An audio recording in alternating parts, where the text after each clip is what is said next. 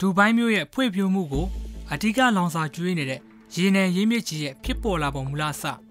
ကန်နာဒါပြင်ပေါ်ကဒူဘိုင်းမြို့ကြီးရဲ့နီးပညာတွေကိုမြေလှန်ပြီးကြည့်ကြမယ်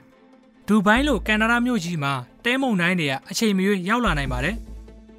လေပြင်းနဲ့တူပါလာတဲ့တန်ချိန်ပေါင်းများစွာသောတဲထုကြီးကလမ်းတွေတစ်လျှောက်ကိုပြန့်ကျဲလာပြီးမြို့နှဲ့ကိုပါဖုံးသွားမှာပါ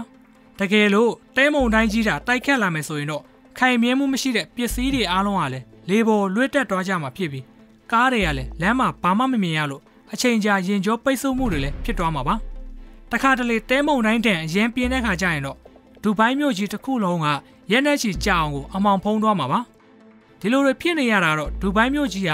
ကမ္ဘာကြီးဆုံးတဲလွင်ပြင်ကြီးဖြစ်တဲ့ Bruce Ahali ကန်နာဒါပြင်ကြီးရဲ့အနာကက်ရက်မှာရှိနေတာကြောင့်ပဲဖြစ်ပါတယ်တဲမုံတိုင်းထန်တဲ့နေ့မျိုးတွေမှာဆိုရင်ဒီလိုနေရာကြီးကိုဘယ်သူမှလာမလေရှင်ကြပါဘူးဘူမိပညာရှင်ကက်ထရင်ကတော့ RS စော်ဘွားအတွက်မြေပုံဆွဲပေးခဲ့တဲ့တူမရဲ့မစ်ရှင်ထဲမှာဒီ Bruce Ahali ကန်နာဒါပြင်ကြီးရဲ့အကြောင်းတွေကိုလည်းနည်းတူမလေ့လာခဲ့ပြီးပါပြီအခုဆိုရင်တော့ကက်ထရင်ကတဲတောင်ပေါ်မှာကားမောင်းတဲ့အခါမှာလဲကျွမ်းကျင်ကိုရှိနေပါပြီ But didn't deflate the tires like this there'd be a really very high chance of getting stuck there's a bit more of an adrenaline rush driving the desert than in the mountains it's fast and it's furious going over the dune now going over a dune edge and it's just a question of letting the car drive there's no point in touching the brakes because if you do that you just end up weighing in and you can end up in all sorts of trouble very quickly you're just going to have to accelerate a bit to try and get up this bit of soft sand တဲတောင်ပေါ်ကပတ်လန်းတွေကိုကြည့်ပြီးတော့ကားမောင်းသွားရတာကကက်ထရင်အတွက်ပိုပြီးလွယ်ကူစေပါတယ်နောက်ပြီးလေတိုက်ရင်တဲပင်ပုံစံကလည်းပြောင်းသွားနိုင်တာမို့ဒီလိုလောက်တာကလေရဲ့တွားလာပုံစံကိုခန့်မှန်းနိုင်ဖို့အတွက်လဲသူမကိုအကူအညီပေးပါတယ် Heading up this dune I can see that the shallow side is where the wind's coming from blowing the sand grains up the shallow side and then they're blowing off down the steep side it's quite breezy today but most of the sand is still just rolling along the surface of the dunes here လေတိုက်အားကပြင်းလာတာနဲ့လေနဲ့အတူတဲလုံးကြီးတွေကပါလိုက်ပြီးလွေ့လာကြပါတယ်ဒီတဲလုံးတွေကကွဲထွက်သွားကြတော့အဲကနေဖုံမုတ်တွေထွက်လာကြပါတယ်ဒီဖုံမုတ်လေးတွေကပဲလေနဲ့အတူအပေါ်ဘက်ကိုတက်သွားကြပြီးတော့ဒီကနေတိမ်ပုံစံတဲထုကြီးဖြစ်လာတော့တာပါပဲဒီတဲထုကြီးကမြို့ဘက်ကိုလေနဲ့အတူပါလာကြမယ်ဆိုရင်တော့ဒါကဒူဘိုင်းအတွက်ပျော်စရာချိန်တစ်ခုတော့မဟုတ်နေတော့ပါဘူးအထူးသဖြင့်တဲက Bush Ararat Hotel ကြီးအတွက်ကျမ်းမာရေးနဲ့လုံခြုံရေးပိုင်းကိုတာဝန်ယူထားရတဲ့လူတယောက်ဆိုရင်တော့ဒီအချိန်ကတင့်အတွက်တကယ်ကိုလှုပ်ရှုပ်ဆုံးအချိန်တစ်ခုပါပဲ The sandstone will build up from the inland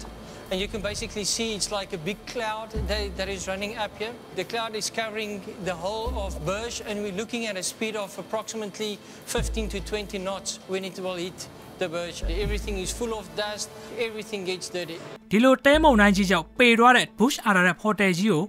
အရင်လိုပြန်တက်တော့ရှင်းလင်းပေးဖို့အတွက်ရဲနဲ့ဝန်ထမ်းတွေကတစ်နှစ်ကို၄ချိန်နှုန်းနဲ့အစာအုပ်ပြင်ဘက်ကိုထွက်ကြရပါတယ်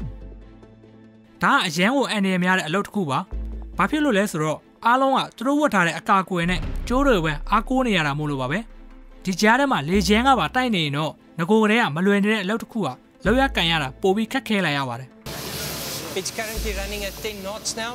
so it's getting very close to that borderline where we need to stop work and get the people back from the south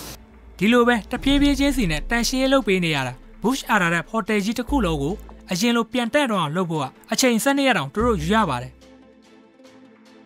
ဒူဘိုင်းမှာနေခဲ့ကြတဲ့ကာလာတစ်လျှောက်မှာလေနဲ့ပတ်သက်ပြီးအခက်အခဲတွေအများကြီးကိုအင်ဂျင်နီယာတွေကကြော်ပြတ်ခဲ့ကြရပါတယ်တိုက်ခတ်လာတဲ့တဲမုန်တိုင်းလေပြင်းတွေကိုလမ်းလွဲစီပို့ပေးနိုင်မှုအဆောက်အဦတွေကိုအဝင်ခွင်ကျဖြစ်နေအောင်ကိုအင်ဂျင်နီယာတွေကတေးချာစောက်ခဲ့ကြတာပဲဖြစ်ပါတယ်နောက်ပြီးဒူဘိုင်းမြို့ရဲ့အရှိန်နဲ့ကြီးထွားလာနေတဲ့ဖွံ့ဖြိုးမှုကြီးကိုအဓိကအထောက်ပံ့လောင်စာကျွေးပေးနေတာကတော့ရေနံကရတဲ့ဝင်ငွေတွေပဲဖြစ်ပါတယ်ကမ္ဘာပေါ်မှာဒူဘိုင်းလောက်ရေနံပေါ်တဲ့နေရာဆိုတာမရှိပါဘူးဒါပေမဲ့ဒီအဖိုးတန်ရေနံတွေကလွယ်နဲ့ထုတ်လို့မရနိုင်တာကြောင့်အောက်မှာရှိနေတဲ့ဒီရေနံတွေကိုအပေါ်ကိုရောက်လာအောင်ထုတ်ယူရတာလေဒူဘိုင်းကအင်ဂျင်နီယာတွေအတွက်နောက်ထပ်စိန်ကုန်မှုကြီးတစ်ခုဖြစ်လာရပါတယ်ဒူဘိုင်းကရေတွေကမီတာ80ကျော်တောင်နှက်ပါတယ်ဒါနဲ့လည်းမပြီးသေးပါဘူးသူ့အောက်မှာရေနံထုကြီးကိုဖိထားတဲ့4ကီလိုမီတာအထူတဲနဲ့ကြောက်ထုကြီးကလည်းထပ်ပြီးရှိနေပါတယ်ဒီအလွှာကိုဖောက်ဝင်နိုင်မှပဲသူ့အောက်ကအဖိုးတန်ရေနံတွေကိုထုတ်ယူလို့ရနိုင်မှာပဲဖြစ်ပါတယ်မြေအောက်နှက်မှာရှိနေတဲ့ဒီရေနံကိုစုပ်ထုတ်ရတာကရေတွင်းထဲကရေတွေကိုအဲအပေါ်ရောက်အောင်စုပ်တင်ပေးရတာတော့မရိုးရှင်းနေတာမို့ဒီအဖိုးတန်လောင်စာလှောင်ကန်တဲ့ရေနံတွေကိုစုပ်ထုတ်ရတာကလည်းတကယ်ကိုခက်ခဲတဲ့စိန်ခေါ်မှုကြီးတစ်ခုပါ ဒူဘိုင်းမြို့ရဲ့ကီလိုမီတာ20ကွာမှာရှိနေတဲ့ဒီဆောက်လုပ်ရေးဆိုင်နေရာကတော့အာရေဗျပင်လယ်ကွေးစီကိုတွားမဲ့ရေနံစင်ကြီးတွေကိုအလုပ်သမားတွေစောက်ကြတဲ့နေရာတစ်ခုပဲဖြစ်ပါတယ်ဒီနေ့မှာတော့အင်ဂျင်နီယာကြီးဘတ်ဆယ်ဂျော်ဂျာဂေါပလက်စ်ကဂျက်ကက်ဘရိုလို့နာမည်ပေးထားတဲ့ရေနံစင်တက်ကြီးကိုစထွက်ဖို့လုပ်မှာပဲဖြစ်ပါတယ် The rig that we're building here is specifically designed for this region, the Arabian Gulf, where the water depths range up to about 200 feet. Looks like we're just about to kick off. ဒီဂျက်ကက်ရစ်ရေနံစင်ကြီးကတခြားဒေတာတာမန်ရေနံစင်တွေနဲ့မတူပါဘူးဂျက်ကက်ရစ်ကိုဒူဘိုင်းအတွက်ရေနံထူးစုပ်ယူနိုင်မှုမိုဘိုင်းဆန်ဆန်ရွေးလို့ရအောင်စောက်ပေးထားတာပဲဖြစ်ပါတယ်တာမန်ရေနံစင်တွေကပင်လယ်ကျဲမျက်နှာပြင်ကိုအတေစိုက်ထားတဲ့ foundation ကြီးတွေနဲ့လှုပ်ထားတာမို့နေရာတစ်ခုထဲမှာပဲရက်နေကြရပါတယ်တစ်ဖက်မှာဒူဘိုင်းရဲ့ဂျက်ကက်ရစ်ကတော့အဲ့လိုမဟုတ်ပါဘူးကြိုက်တဲ့နေရာကိုတွားလို့ရပြီရေနံစောက်ဖို့အစင်နဲ့ဖြစ်ပြီဆိုရင်တော့ရေထဲကိုတောက်တိုင်နဲ့စချပြီးအလုပ်စလုပ်လို့ရပါပြီတောက်တိုင်အောက်ကဒီအပြားကြီးတွေကြောက်ပဲရေနံစင်ကိုပင်လယ်ကျဲမြေပေါ်ငြိမ်နေအောင်အနေရကင်းကင်းနဲ့နေရာချထားလို့ရနေတာပဲဖြစ်ပါတယ်ဒီအောက်ခံကခိုင်ပြီဆိုရင်တော့ပင်လယ်ကျဲမြေကကြောက်တွေကိုလွန်ဆက်ကြီးနဲ့ရေနံရှိတဲ့နေရာကိုရောက်တဲ့အထိစပြီးဖောက်လို့ရပါပြီ Rig, it's made with 72 tons of steel and forms one of the 27 leg sections that are actually installed on the rig.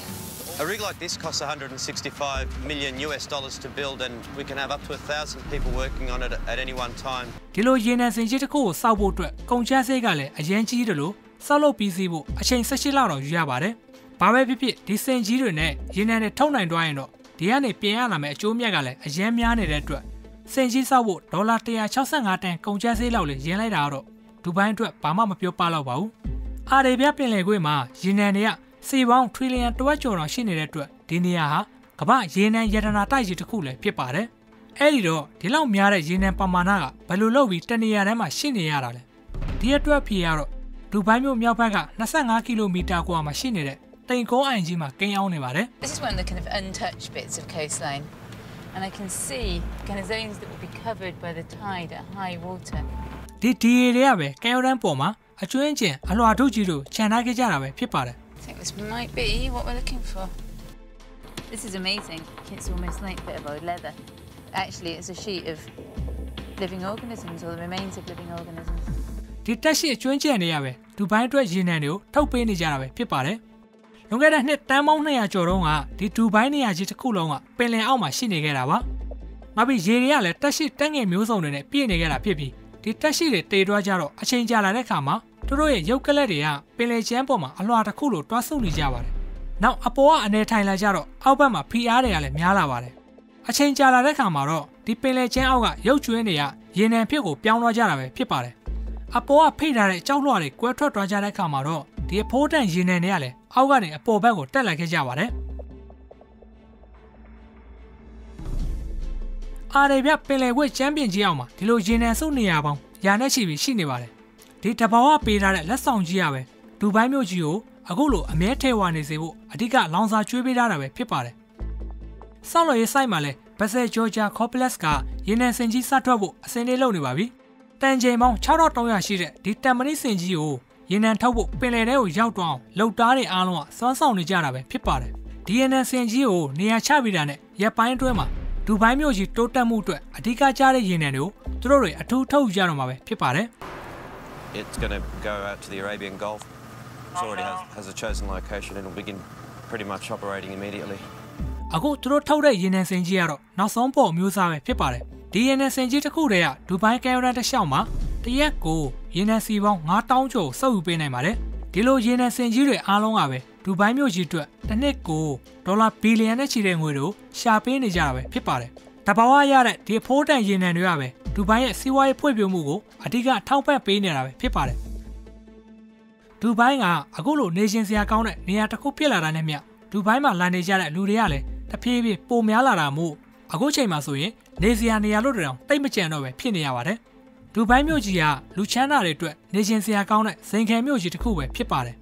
အခုလိုလူချမ်းသာတွေလာနေရှင်စရာကောင်းအောင်ဆွဲဆောင်နိုင်မှုအတွက်လည်းကဲရန်ဒေတာတစ်လျှောက်မှာနေစရာနေရာလှလှလေးတွေကိုဖန်တီးပေးနိုင်မှာဖြစ်မှာပါနောက်ပြီးဒီကဲရန်နေရာတွေကလည်းတဘာဝအတိုင်းဆိုနေရာလွတ်ကတိတ်မရှိနေတော့ဒူဘိုင်းမှာလာနေကြတဲ့လူကုန်တန်းတွေအတွက်နေစရာကဲရန်နေရာလိုလှလှလေးတွေကိုဖန်တီးပေးရတာကလည်းဒူဘိုင်းကအင်ဂျင်နီယာတွေအတွက်နောက်ထပ်စိန်ခေါ်မှုကြီးတစ်ခုဖြစ်လာရပါတယ်ဟုတ်ကဲ့ဒါတွေကတော့ကန်နာဒါပြင်ပေါ်ကဒူဘိုင်းမြို့ရဲ့နီးပညာတွေကိုကျွန်တော်တို့အတူတူမြင်လည်ပြီးကြည့်ကြမယ်စီးရီးရဲ့အပိုင်းတုံးပဲဖြစ်ပါတယ် နောက်ဆုံးအပိုင်းဖြစ်တဲ့အပိုင်းလေးကိုလည်းနောက်နေ့ညနေ4 နာရီမှာထပ်ပြီးတင်ပေးတော့အောင်ပါမို့စိတ်ဝင်စားတယ်ဆိုရင် PaingSharing ကို subscribe လေးလုပ်ထားပေးဖို့လည်းမမေ့ပါနဲ့နော်ဟုတ်ကဲ့အဆုံးထိကြည့်ပေးတာကျေးဇူးတင်ပါတယ်ခင်ဗျာကျွန်တော်တို့ PaingSharing ရဲ့ကိုပိုင်မှာနောက်တစ်ပုံမှာထပ်တွေ့ကြအောင်နော်တတ်